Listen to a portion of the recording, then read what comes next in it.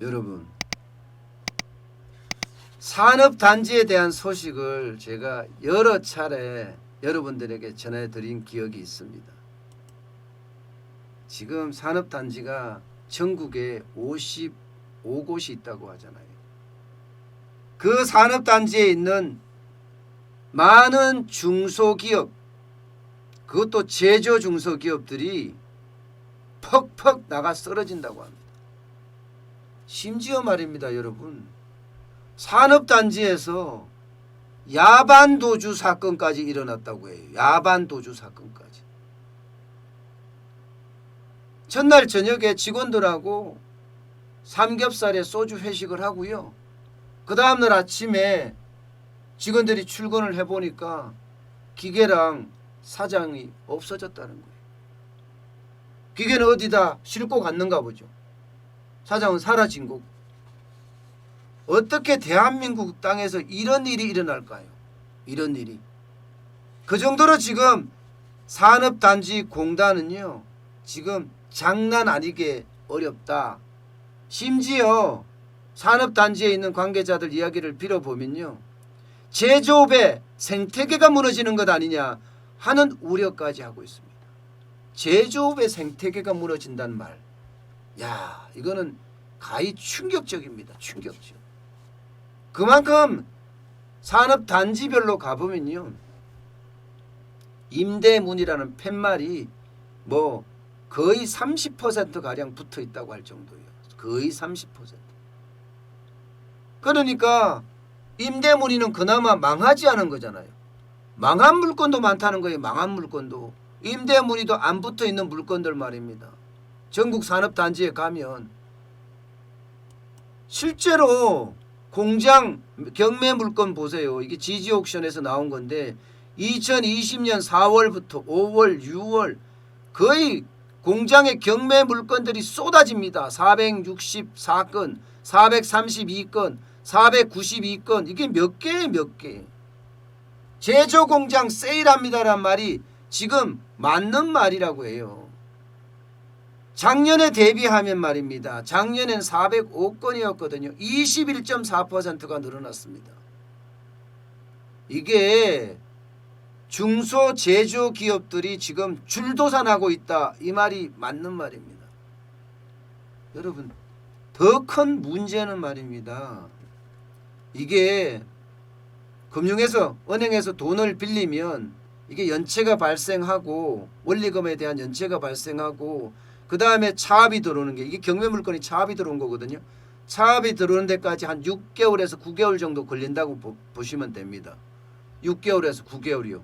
그러면 지금 4월, 5월, 6월의 물건은 언제 거라고요? 작년 10월, 11월 거라는 거예요. 작년 11월, 12월 거요. 작년에 이미 이랬다는 거예요. 작년에. 그런데 지금 코로나19가 한창이었던 3월, 4월, 5월, 6월 4개월은 어떻게 할 거예요? 4개월은요. 이게 6개월이나 9개월 후가 된다면 연말입니다. 연말. 뭐 본격적으로 시작되는 거는 6월부터 시작되겠죠. 아니, 10월부터 시작되겠죠. 그 10월이 여러분 정부가 대출 원금을 연기해 준 시점이 9월 말이잖아요. 이자 상환 유예를 한 시점도 9월 말이고 9월 말부터 막 도래하게 생겼어요. 여기다가 이게 한꺼번에 몰리면요, 여러분 제조업은 진짜 엄청난 그런 상태에 몰린다고 이야기할 수 있습니다. 경매 물건이 이 정도라면요, 장난 아니에요. 시화공단, 남동공단, 반월공단, 녹산공단, 구미공단, 대구공단까지도 지금 난리라고 이야기합니다. 올 상반기 공장 처분 건수요, 55개 국가산업단지 내에 처분 건수는요 566건이라고 해요. 566건. 전년 동기 대비하면 10.9%나 늘어났답니다. 10.9%. 여러분 시화공단에 가보십시오. 이런 말을 많이 한대요. 예. 조금이라도 상황을 좀 알려면 시화공단에 가보십시오. 시화공단에 가면요, 입주사의 3분의 1가량, 3분의 1가량이 휴업 중이거나 폐업 직전이라고 이야기해요. 공장 가동률이 50% 미만으로 떨어진 것은 당연하고요. 50인 미만 업체들 가동률은요 더 떨어졌습니다. 5월 기준으로 보면 광양 같은 경우는 32.3%예요. 대구는 35.8%고 구미는 41%예요. 이러니 격일 근무하든지 심지어 말입니다. 여러분 주 1일 근무하는데도 수두룩하다고 합니다. 이게 현실입니다. 이게 현실이에요. 보세요. 지금 실물경제의 위기가 제가 온다고 여러분에게 몇 번이나 말씀드리면서 상황이 심각하다고 말씀을 드렸습니다. 자, 경매 물건만 하더라도 4월, 5월, 6월 3월부터 보자. 3월, 4월, 5월, 6월 여기는 이제 오기 시작하는 게 언제부터 온다고요? 10월부터 옵니다. 9월 말 10월부터 옵니다. 또 대출금 그 상환유예도 이제 9월 말로 끝나요. 뭐 정부가 해준다고 하지만 그러나 이자는 안 된다. 이게 은행들의 입장이잖아요. 그러면요 10월부터는 지금 저는 실물경제의 충격이 본격적으로 지금 올 거라는 생각을 해요. 본격적으로. 심지어 공단 사람들 이야기를 들어보면요. 추석 이후에 무더기 파산이 오지 않겠느냐 이런 말까지 지금 나오고 있습니다. 와, 국내 중소 제조기업 2만 5천 개가 직결해 있는 곳이 시와 바늘 남동공단이거든요.